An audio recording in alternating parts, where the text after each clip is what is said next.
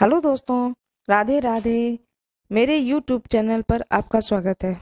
आज मैं आप लोगों को बताने जा रही हूँ, कल दिन सोमवार, एकादशी तिथि। अपरा एकादशी भगवान विष्णु का दिन और भगवान शंकर का दिन दोनों ही एक साथ एक दिन पड़ रहा है।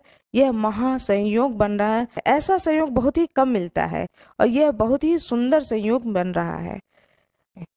आज मैं आपको उपाय बताने जा रही हूँ भगवान शंकर की, जो 2 उपाय हैं जिनको करने से आपके जीवन में गरीबी, बीमारी और भी किसी तरह की कठिन समस्याएं हैं उनका निराकरण होगा, वह दुख दूर होगा और घर में सुख समृद्धि का आगमन होगा। जीवन में आपकी तरक्की होगी, हर तरफ खुशहाली आएगी, आपके जीवन में बहुत सारी समस्याओं का समाधान होगा। इसलिए कृपया मेरे वीडियो में अंत तक बने रहें। मेरे वीडियो को कृपया लाइक करिएगा, सब्सक्राइब करिएगा, शेयर करिएगा। वीडियो के अंत तक बने रहिएगा। एक बहुत ही रोचक कथा है रामायण में, जिससे पता चलता है कि भगवान विष्णु और भगवान शिव दोनों में कितना गहरा प्रेम संबंध है। भगवान विष्णु कितना आदर करते हैं, सम्मान करते हैं भगवान शंकर को, और जो कोई भी भगवान शंकर की पूजा करता है उससे भगवान विष्णु बहुत ही प्रसन्न होते हैं। जैसा कि आप सभी लोग जानते हैं, आपने भी सुना होगा कि नारद जी एक बार जाते हैं विष्णु लोक में और जाके भगवान विष्णु से कहते हैं कि हे नारायण, मैंने कामदेव को जीत लिया है। जब उनके इस शब्द को भगवान विष्णु सुनते हैं तो उन्हें लगता है कि मेरे भक्त को अभिमान हो गया है, और वह मन में सोचते हैं कि भक्त को अभिमान नहीं होना चाहिए, यह अच्छी बात नहीं है। ऐसा सोच करके वह नारद जी को कोई जवाब नहीं देते हैं। नारद जी बड़े खुशी भाव से विष्णु लोक से बाहर आ जाते हैं और मन में सोचते हैं कि देखो, मैंने कामदेव को जीत लिया है।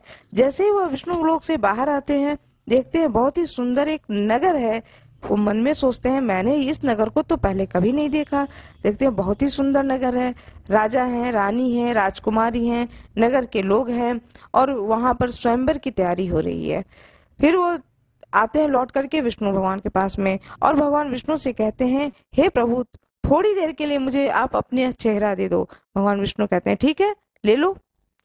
अब जब भगवान विष्णु ने नारद जी को अपना चेहरा दिया तो नारद जी बहुत प्रसन्न होते हैं और भगवान विष्णु से कहते हैं, जय विधि होय नाथ ही तुमोरा, करहु सुबेग दास मैं तोरा। भगवान विष्णु कहते हैं, ठीक है, अब मैं तुम्हें आशीर्वाद देता हूँ, वचन देता हूँ, मेरा यह वचन मिथ्या नहीं जाएगा।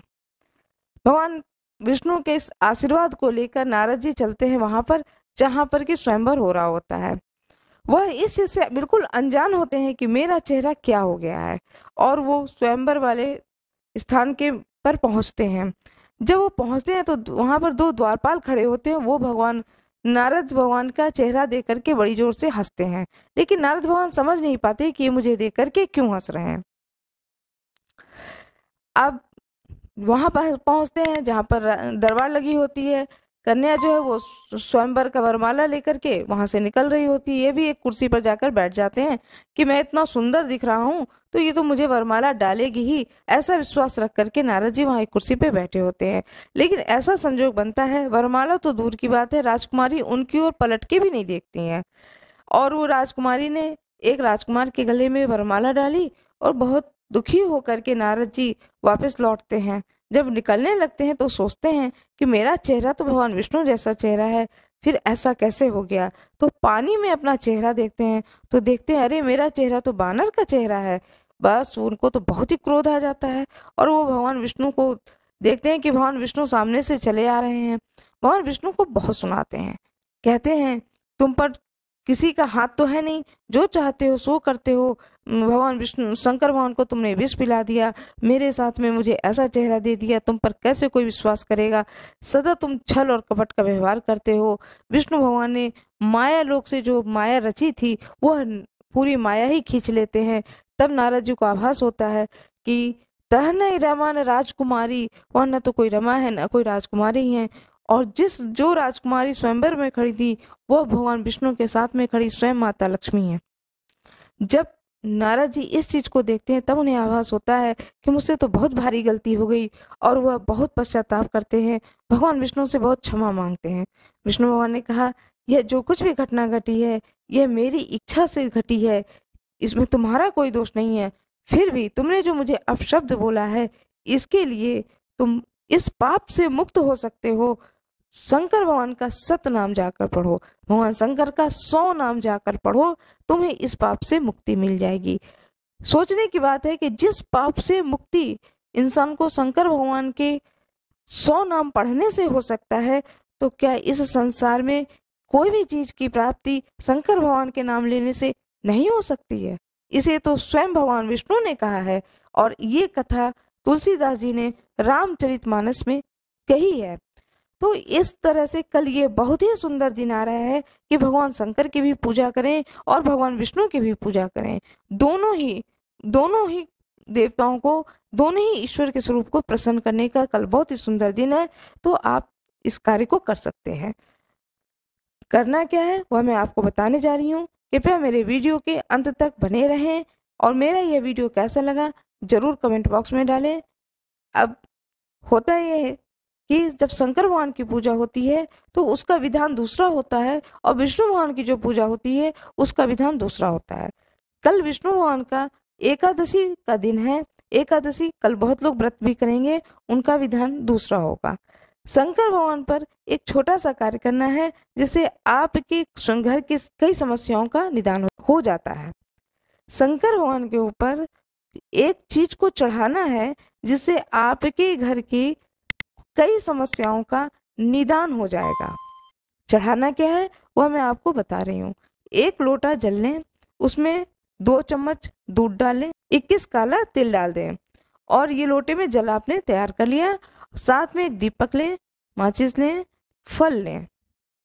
इतनी चीजें लेकर के शंकर भगवान के मंदिर में जाएं। जिस वक्त भी आपको समय मिले वैसे नहा धो करके सुबह जितनी जल्दी हो सके उतनी जल्दी जाएं।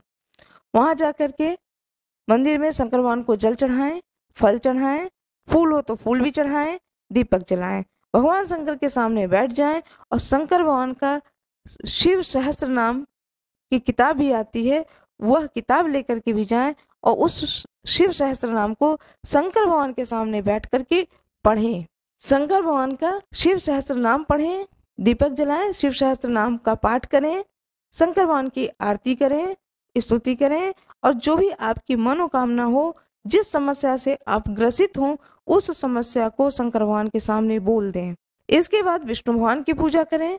विष्णु भगवान की पूजा में भगवान विष्णु को कल कोई भी अनाज न चढ़ाएं, फल चढ़ाएं। तुलसी की पत्ती एकादशी के दिन नहीं तोड़ी जाती है, इसलिए एक दिन पहले ही तोड़ लें, तोड़ करके रख लें, और एकादशी वाले दिन जो भी भोज चीज का भोग लगाएं, फल का भोग लगाएं, फलहारी का भोग लगाएं, जो व्रत कर रहे हैं वो भी जिन चीजों का भोग लगाएं, समय तुलसी की पत्ती अवश्य डाल दें।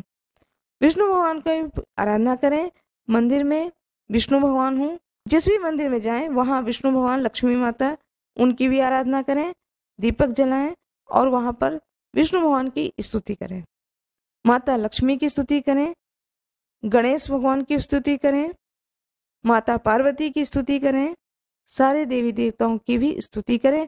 कल का दिन बहुत ही सुंदर है, बहुत ही अच्छा है। जिनके जीवन में आर्थिक तंगी है उनकी आर्थिक तंगी दूर होगी। जिसके घर में किसी तरह का रोग होगा, जिसके परिवार में कोई रोगी होगा, उनके लिए है कि वह एक अनार लेकर जाएं और अनार के 2 टुकड़े करें और उसका रस शंकर भगवान के ऊपर सीधे चढ़ा दें। उनके घर में रोग संबंधित जो भी समस्या होगी वह दूर हो जाएगा। इस तरह से शंकर भगवान को प्रसन्न करें, भगवान विष्णु को प्रसन्न करें। कल का दिन बहुत ही सुंदर है, इस कार्य को अवश्य करें। मेरा वीडियो यह कैसा लगा इसे जरूर कमेंट बॉक्स में डाल दें। लाइक करें, सब्सक्राइब करें, ज़्यादा से ज़्यादा लोगों को शेयर करें। धन्यवाद।